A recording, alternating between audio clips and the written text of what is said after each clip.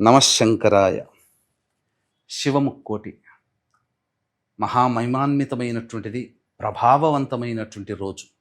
శివుడు తన సొంత నక్షత్రమైనటువంటి ఆరుద్ర నక్షత్రంలో ఆకాశంలో కనువిందు చేసేటువంటి రోజు. ఈ రోజున గతజన్మ కర్మదోషాలు, ఈ గతజన్మ కర్మదోషాల ప్రభావం వల్లనే మనము ఈ జన్మలో సమస్యలు ఎదుర్కొంటాం. కాబట్టి సమస్యల నివారణకి ఈ రోజున ఈశ్వరుడికి ఆవ నూనెతో అభిషేకము జరిపించి తుమ్మి పూలతో అర్చన చేయండి అవకాశం ఉంటే. లేదా అవకాశం ఉంటే మీకు దొరికినటువంటి శంకు పుష్పాలతోనైనా కానీ అర్చన చేయవచ్చు. లేదా మనస్ఫూర్తిగా ఆ భావన చేసుకుంటూ గరికతోనైనా కానీ అర్చన చేయవచ్చు. ఈ విధంగా చేసినట్లయితే అనతి కాలంలోనే శివానుగ్రహం వల్ల మీరు ఎదుర్కొన్నటువంటి ప్రధానమైన సమస్యల నుంచి మీకు విముక్తి లభిస్తుంది అని చెప్పవచ్చు.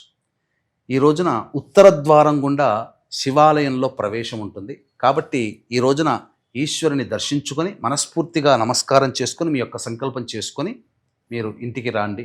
అలాగే నైవేద్యముగా నూకలు లేని బియ్యముతో చేసినటువంటి పాయసాన్ని నైవేద్యంగా పెట్టండి.